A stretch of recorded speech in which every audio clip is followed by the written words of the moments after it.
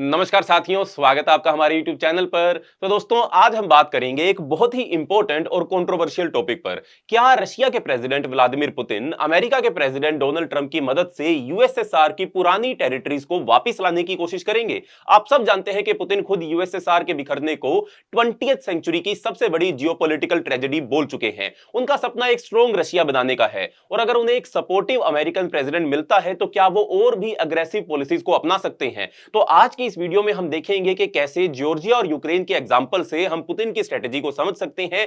क्या ट्रंप के वापस आने से पुतिन के प्लान्स और भी ज्यादा तेज हो सकते हैं? तो चलिए शुरू करते हैं आज की इस वीडियो को और जानते हैं इस इशू के बारे में। पर उससे पहले चैनल का नाम है दिया ये सब, मेरा नाम है राही मेहता। चैनल को अभी सब्सक्राइब कर ले ताकि आप ऐसी इंफॉर्मेटिव वीडियोस देखते रहें। तो दोस्तों, सबसे पहले बात करते हैं यूएसएसआर के बिखरने और उसके साथ जो इतिहास जुड़ा हुआ है उसके बारे में। तो 1991 में सोवियत यूनियन के बिखरने के बाद, सोवियत यूनियन के डिसइंटीग्रेशन के बाद 15 नए देश बने थे, जिनमें से कई देश या तो यूरोप के करीब थे या फिर रशिया के इन्फ्लुएंस से दूर जाना चाहते थे। पुतिन बार-बार कह चुके हैं कि यूएसएसआर का डिसोल्यूशन एक हिस्टोरिकल मिस्टेक थी और वो रशिया का ग्लोबल इन्फ्लुएंस वापस लाना चाहते हैं। अब पुतिन की पॉलिसीज जो है इन दो मेन चीजों पर फोकस करती हैं। पहली पुतिन की पॉलिसी है कि एक्स सोवियत नेशंस को रशिया के स्फीयर में वापस लेकर आना और दूसरी उनकी पॉलिसी है वेस्टर्न इन्फ्लुएंस को कम करना, स्पेशली नेटो और अमेरिका के इन्फ्लुएंस को कम करना।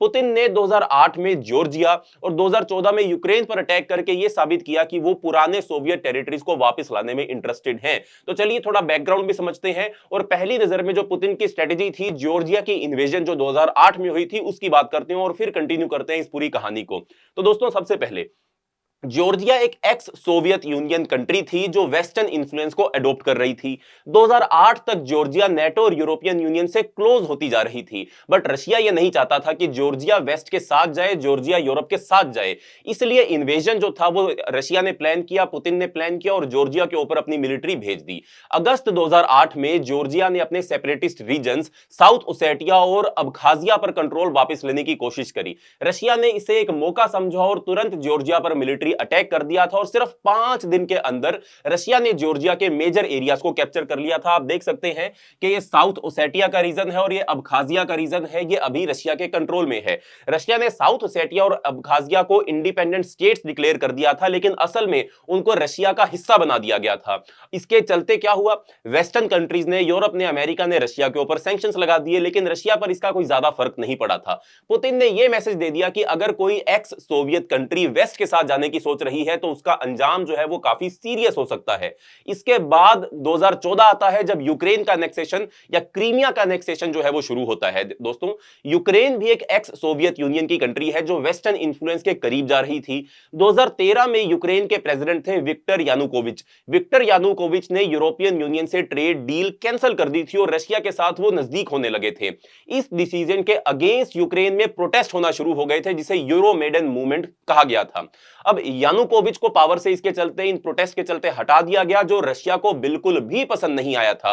और इसके तुरंत बाद क्या होता है, क्रीमिया का एनेक्सेशन होता है 2014 के अंदर। ये क्रीमिया का जो इलाका है, रशिया इसके ऊपर अटैक कर देता है। पुतिन ने तुरंत एक्शन लिया और क्रीमिया जो कि यूक्रेन का हिस्सा था उसके ऊपर मिलिट्री अटैक कर दिया।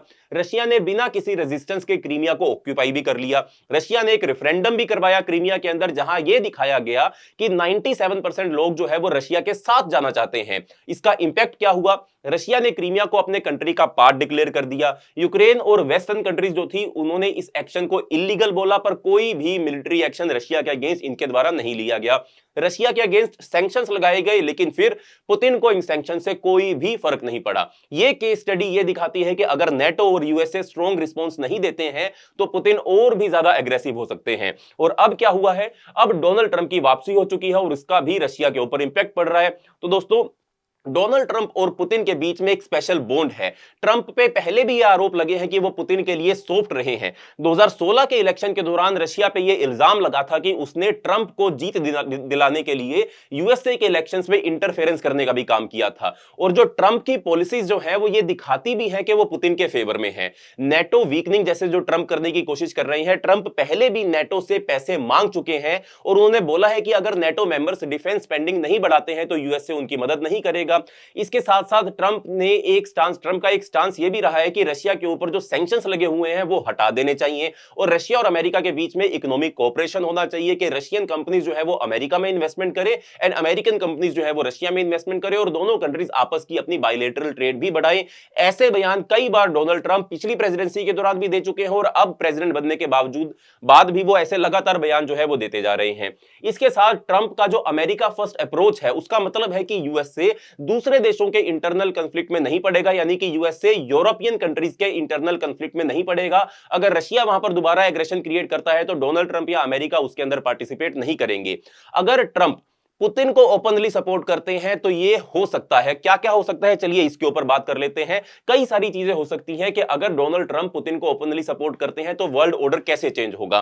पहला क्या हो सकता है, मोल्डोवा और बेलारूस जो है वो रशिया के ऊपर या रशिया मोल्डोवा और बेलारूस के ऊपर अपना मिलिट्री प्रेशर डालना शुरू करेगा। रशिया बाल्टिक स्टेट्स जैसे कि एस्टोनिया, लाटविया, लिथुआनिया को भी थ्रेटन करने की कोशिश करेगा। यूक्रेन और जॉर्जिया के और भी पार्ट्स कैप्चर करने की कोशिश करेगा। यह सब कुछ हो सकता है कि अगर पुतिन ट्रंप की दोस्ती ऐसे ही बनी रहे और ट्रंप पुतिन की पॉलिसीज को सपोर्ट करते रहे, उनके फेवर में वो आते रहे जैसे वो अभी कर भी रहे हैं।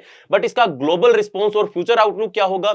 अगर पुतिन यूएसएसआर की पुरानी टेरिटरीज कैप्चर करने की कोशिश करते हैं तो पॉसिबल रिएक्शन क्या हो सकते हैं? सबसे पहले नेटो का रिस्पॉन्स हो सकता है, बट अगर ट्रंप ने नेटो का सपोर्ट कम कर दिया तो यूरोप को अपना डिफेंस खुद हैंडल करना पड़ेगा और नेटो रशिया को कंट्रोल नहीं कर पाएगी। इसके साथ साथ क्या हो सकता है दूसरा, चाइना और यूरोप का अलायंस आपस में बन सकता है। अगर अमेरिका एंड रशिया और नजदीक आए तो यूरोप एंड चाइना भी एक दूसरे से नजदीकी बढ़ाने लगेंगे, जो अमेरिका को बाद में पसंद नहीं आने वाला है। खैर, इसके साथ साथ एक नई कोल्ड वॉर भी शुरू हो सकती है। यूएसए और रशिया की नजदीक आने से एंड यूरोप एंड चाइना की नई फ्रेंडशिप से नए टेंशन आ सकते हैं जो ग्लोबल सिक्योरिटी के लिए और भी ज्यादा खतरनाक हो जाएंगे। पर क्या पुतिन अपनी एक्सपेंशनिस्ट पॉलिसीज को आगे बढ़ाएंगे? यह डिपेंड करेगा कि ट्रंप उनको कितना स्पेस देते हैं और वेस्ट विंग और जो वेस्ट है वो कितना स्ट्रॉन्ग रिस्पॉन्स जो है वो पुतिन के एक्शंस के खिलाफ क्रिएट करता है।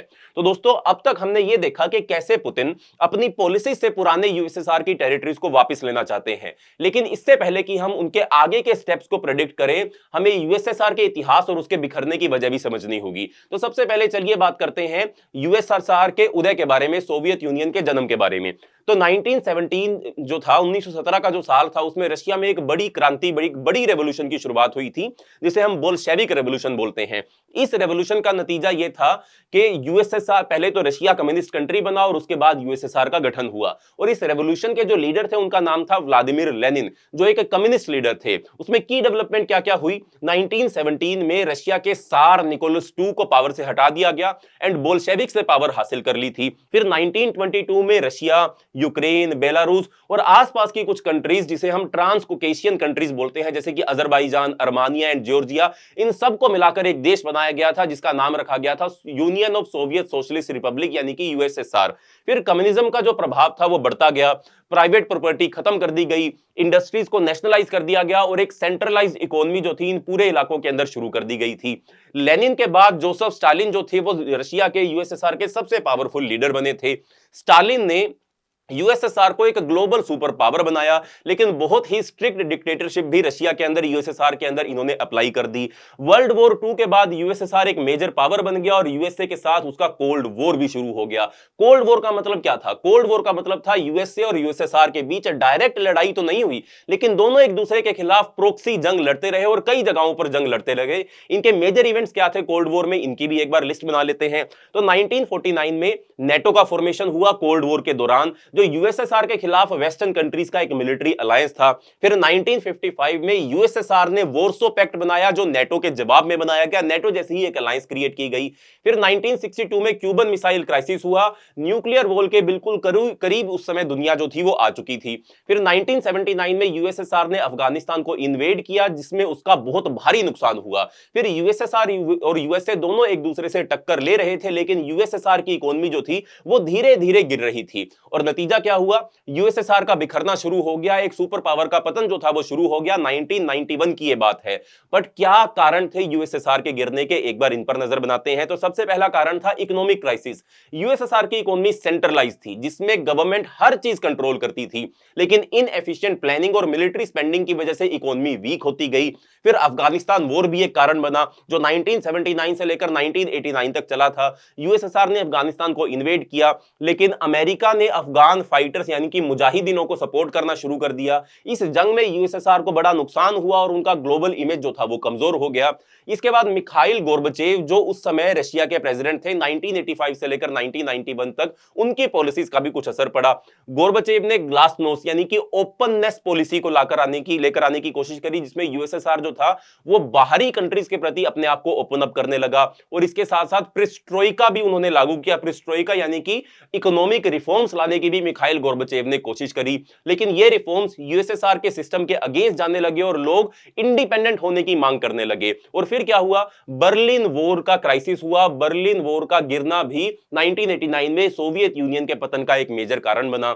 ईस्ट जर्मनी जो यूएसएसआर के कंट्रोल में था वर्ल्ड वॉर 2 के बाद से, वहां डेमोक्रेसी और फ्रीडम की जो डिमांड थी वो और भी ज्यादा बढ़ने लगी थी। 1989 में बर्लिन वॉर गिर गई, जो वेस्ट और ईस्ट जर्मनी को डिवाइड करने का काम करती थी, बर्लिन को डिवाइड करने का काम करती थी, और जो यूएसएसआर के डिक्लाइन का एक बड़ा सिंबल भी बन गया। उसके बाद क्या हुआ, उसके बाद धीरे धीरे यूएसएसआर और टूटता गया और नए इंडिपेंडेंट देश जो थे वो वहां से बाहर आकर एमर्ज होने लगे। यूएसएसआर के अंदर ही कई देश जैसे कि Ukraine, Belarus, Georgia, Kazakhstan, Latvia, Lithuania, Estonia, ये सभी देश इंडिपेंडेंट होने लगे थे। 1991 तक यूएसएसआर पूरी तरह टूट गया।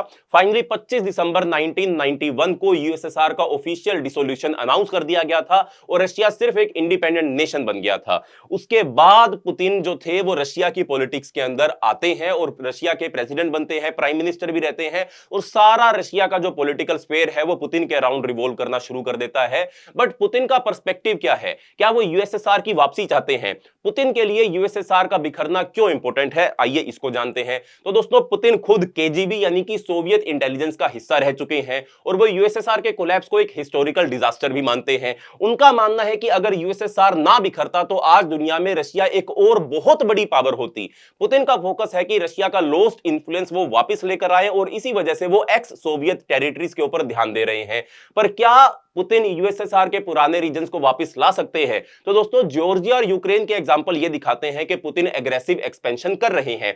अगर ट्रंप पुतिन को सपोर्ट करते हैं तो बेलारूस, मोल्डोवा और सेंट्रल एशिया के कुछ रीजन्स भी रशिया के इन्फ्लुएंस में जा सकते हैं। तो दोस्तों, हमने देखा कि यूएसएसआर का फॉर्मेशन, उसका बिखरना और आज के रशिया की स्ट्रेटेजी किस तरीके से एक दूसरे के साथ जुड़ी हुई है। पुतिन एक प्रैग्मेटिक लीडर है, रशिया को वापस ग्लोबल सुपर पावर वो बनाना चाहते हैं, लेकिन सवाल यह है, क्या नए जियोपॉलिटिक्स के दौर में एक नया यूएसएसआर पॉसिबल हो सकता है? क्या ट्रंप के आने से पुतिन और एग्रेसिव होंगे? क्या हम एक नए कोल्ड वॉर की तरफ आगे बढ़ रहे हैं? अपनी राय कमेंट सेक्शन में जरूर शेयर करें और अगर आपको ये वीडियो इंफॉर्मेटिव लगी हो तो लाइक करें, चैनल को सब्सक्राइब करें और नए जियोपॉलिटिकल अपडेट्स के लिए हमारे साथ बने रहें। मिलते हैं नेक्स्ट वीडियो के अंदर, तब तक के लिए बाय बाय, जय हिंद।